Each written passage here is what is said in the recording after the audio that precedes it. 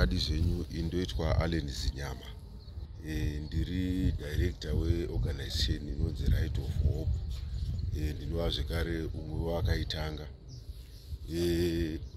Tiri pano kuita program yekufunda maringe nekuziva zvinodhaka kuti zvinotikanganisa sei mukati mekurarama kwedu, kunyanya isu vanhu vanorarama nehurema.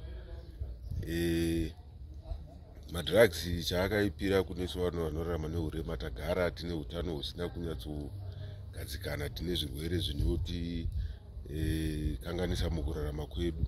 So tikatora zvinodhaka izvi zvinowedzera marwadzo kurwara kwatagara tinako mumitezo yedu zvakakonzerwa nehurema hwatinahwo. Saka kuungana kwataita nhasi kwakanakira kuti tifunde nekuziva kuti zvakaipa ndezvipi.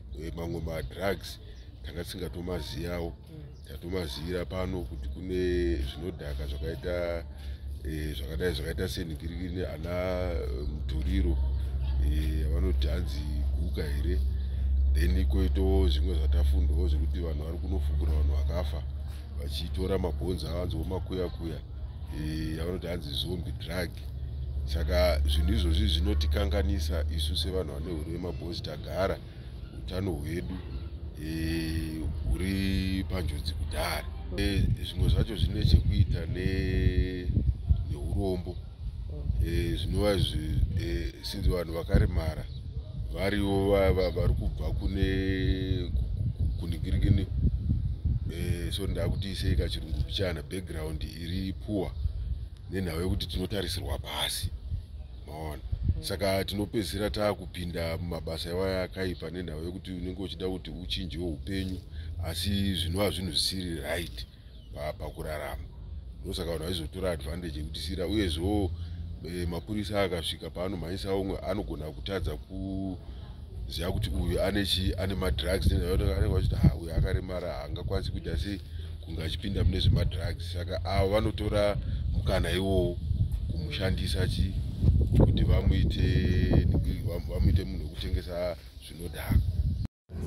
Ndonzi Chanel Chiponda from Global Association Equalization and Development. Tauya pano kunodzidza for sign language yema-deaf and dumb. Tichida kuchinja the society nenyaya yemadrugs.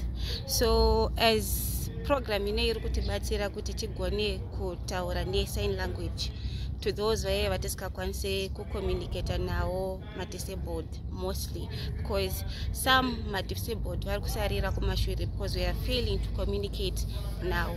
So tikadzidzawo sign language tiri kuzobudawo kunze tichikwanisa kucommunicate nawo kuti tivazive how to abstain from madrugs. Also the society, vanhu vakawanda vari kuteka madrugs because of depression, vamwe being abused. Anenge ari abused ari kuona like it's better for them kuti vatore madrugs because anenge ari kuti asafunge much, so they are taking madrugs for that. So we are trying kuda kupinda muvanhu. Tapinda muvanhu totaura nevanhu maproblems avo vari kuita kuti vazolide kunoti vatore madrugs. So you cannot go out ungoti kune munhu topa madrugs usati wanyatsa kunzwisisa the problem yake iri kuitika, because vamwe vane bad backgrounds vari kuita kuti vazoteke madrugs. So we need kutombotanga taita counseling nevanhu musociety.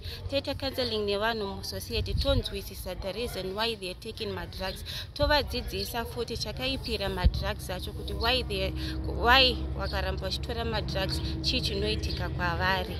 Ndo zvatiri kuda kupinda muvanhu tichidzidzawo the same time from those people.